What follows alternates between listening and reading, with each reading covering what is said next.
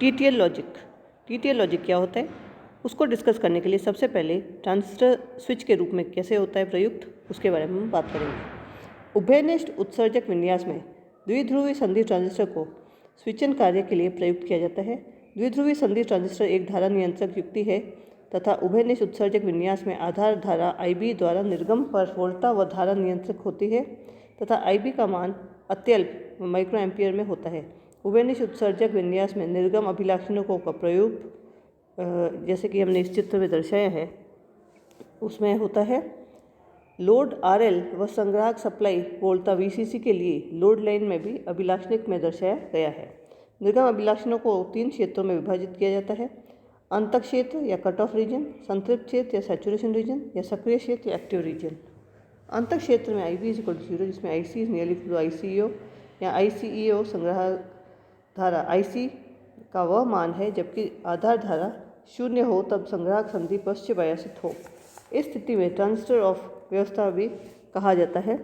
अंतक अवस्था में संग्राहक पर वोल्टा लगभग VCC के तुल्य होती है। उदाहरणार्थ सिलिकॉन ट्रांजिस्टर के लिए ICEO 20 अगर नैनो एम्पियर्स है तो ये 2 × 10⁻8 एम्पियर्स होती है। यदि VCC = 15 वोल्ट हो तो ऑफ अवस्था में ट्रांजिस्टर का प्रतिरोध R off = 15 / 2 × 10⁻8 ये 750 मेगा ओम जो बहुत अधिक है, अर्थात ऑफ अवस्था के लिए ट्रांजिस्टर लगभग आदर्श स्विच अनंत प्रतिरोध की भांति कार्य करेगा, जैसे कि हमने इस चित्र में दर्शाया है। संतृप्त क्षेत्र में उत्सर्जक आधार के साथ संग्राहक आधार संधि भी अग्रवायासित हो जाती है। उदाहरणस्वरूप सिलिकॉन NPN ट्रांजिस्टर में संतृप्त अवस्था VCE = 0.2 वोल्ट, VBE = 0.8 वोल्ट, जिसमें VBC = 0.6 वोल्ट। इस क्षेत्र में संग्राहक वोल्टा अत्यल्प 0 वोल्टा के निकट रहती है। इसके अतिरिक्त VCE तथा IC का आधार धारा IB पर निर्भरता भी अत्यल्प होती है। यदि क्षेत्र में VCE/IC का मान ज्ञात करें तो वह संतृप्त प्रतिरोध सैचुरेशन रेजिस्टेंस भी कहलाता है और वह अत्यल्प 15 ओम प्राप्त होता है। इस प्रकार संतृप्त क्षेत्र में कार्यरत ट्रांजिस्टर ऑन अवस्था भी माना जा सकता है। यह ध्यान देने योग्य है कि ट्रांजिस्टर की ऑफ व्यवस्था में निर्गम पर अधिक वोल्टा प्राप्त होती है तथा उसके ऑन अवस्था भी निर्गम पर वोल्टा निम्न स्तर पर होती है। ट्रांजिस्टर इस प्रकार प्रतिलोमक या इन्वर्टर की भांति कार्य करता है। अंतक क्षेत्र व संतृप्त क्षेत्र दोनों में शक्ति ह्रास बहुत कम होती है। वो लगभग 15 × 10⁻⁻8 लगभग 3 × 10⁻⁷ वॉट के आसपास होती है। एक प्रवर्धक की भांति कार्य करने के लिए ट्रांजिस्टर स्विचन में संकेत अपहासन या डीजनरेशन की समस्या नहीं आती है। DTL और TTL द्वारा तार्किक द्वार परिपथों की प्राप्ति।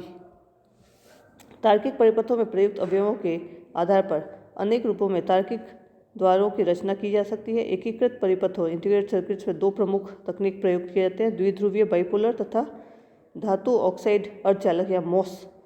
यहाँ हम केवल द्विध्रुवीय कुलों या बाइपोलर फैमिलीज के तार्किक द्वार परिपथों का वर्णन करेंगे।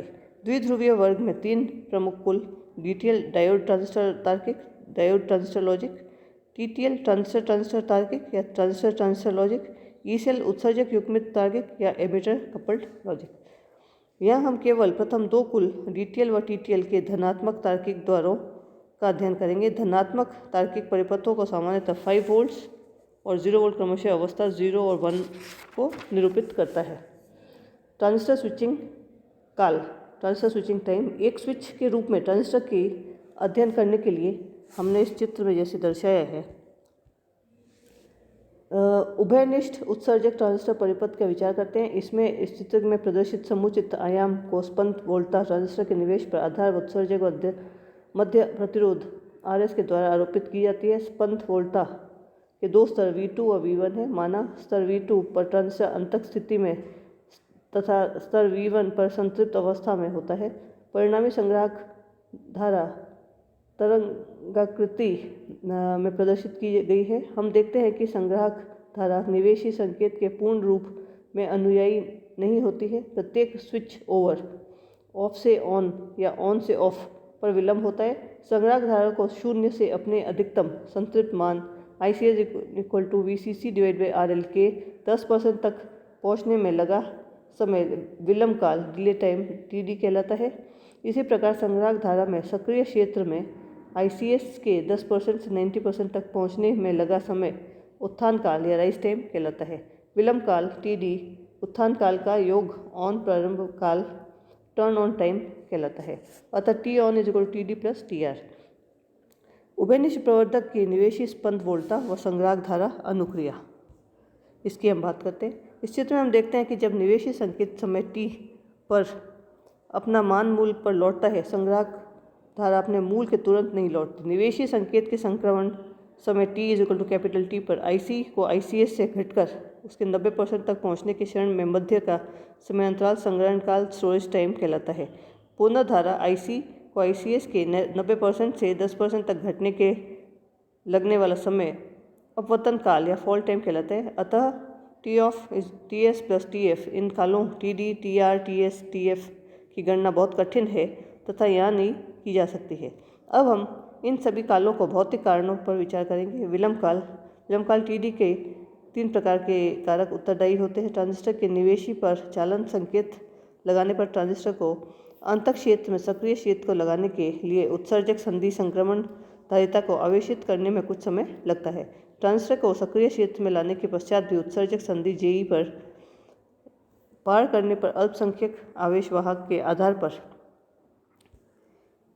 हम संग्राहक संधि JC पर पहुंचकर संग्राहक धारा IC के योगदान करने में भी एक निश्चित समयांतराल लगता है। संग्राहक धारा में इस अधिकतम 10% तक पहुंचने में एक निश्चित समय लगता है। उत्थान काल व अपवर्तन काल इस तथ्य के फलस्वरूप होता है कि जब भी आधार में सोपान बेस करंट स्टेप का उपयोग ट्रांजिस्टर में संतृप्त करने या संतृप्त क्षेत्र में वापस अंतः क्षेत्र में लाने में किया जाता है, तो संग्राहक धारा में परिवर्तन को सक्रिय क्षेत्र में गुजरना होता है।